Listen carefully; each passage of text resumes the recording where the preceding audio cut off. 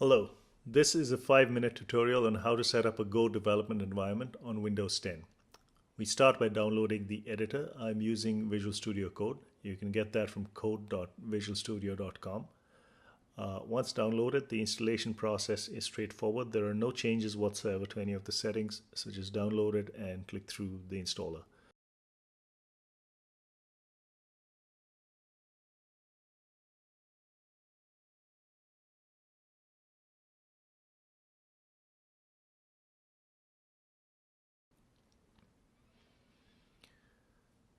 The next thing to install after we've got code installed is Git.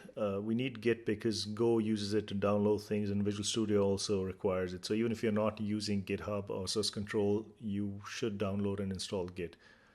The installation is again straightforward, though there is one change. We will change the editor, the default editor from Git, which is set to Vim by default. We'll change that to Visual Studio Code. You'll see that in just a second. But there are no other changes. Here's the change to make the editor Visual Studio Code. Everything else is the same. Just click through. If you know what you're doing and you want to make changes, again, feel free. But if you're a beginner, just stick with the defaults. The third thing to download is the Go language itself. We get this from golang.org and we download the binary and install it.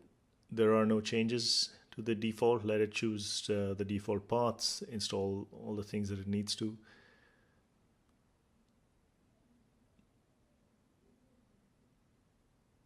And then finally, we'll download a debugger for Go once we've finished installing the Go language itself. This debugger is called Delve. It's free and open source. The installation is slightly different. You don't download an installer and run it the way we've been doing so far. But we have to copy a line of code and paste it into a command prompt on Windows. So we'll see that.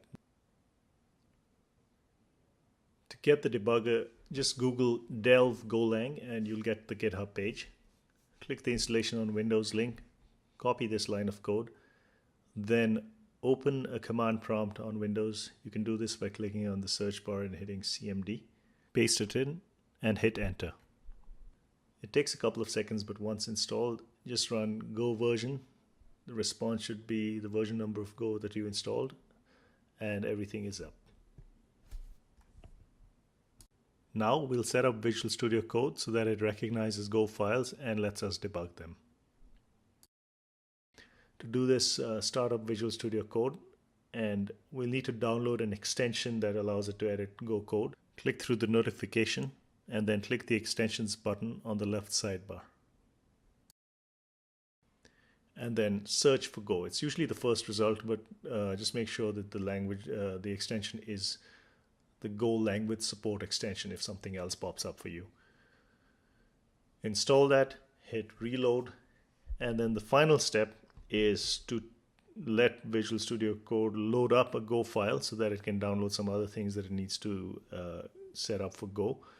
And this is pretty simple. Just create a new file. The contents at this stage don't matter. It can be a completely blank file as I'm doing here. The only thing that's important is to save it with the extension .go. That will tell code that this is a Go language file, and it'll recognize that it's missing a few things and go get those. So once you hit save, you'll see that on the bottom right it says analysis tools missing. To install it, just click on it and hit install. And that's it. It will do the rest. It'll go out to GitHub, download things, install them. And then once it's installed, you will get a little message saying that the environment is ready to go. I think the developers intended the pun there. Okay, so that's it. It's set up. It's installed. To show you that it's working, I've downloaded a small file from the Go website. The program is not really important, so I'm not going to talk about it, but you'll see that's just 6 or 7 lines of code. There's a breakpoint on the left there, the red dot. You can change it, put a breakpoint wherever you like. And then you go to the debugger and run the debugger, and it's your standard debugging environment. You can look at the variables, you can loop through the code, you can step over all the usual things. And that's it. Thanks for watching. If you have any questions, leave them in the comments below and I will try to answer them.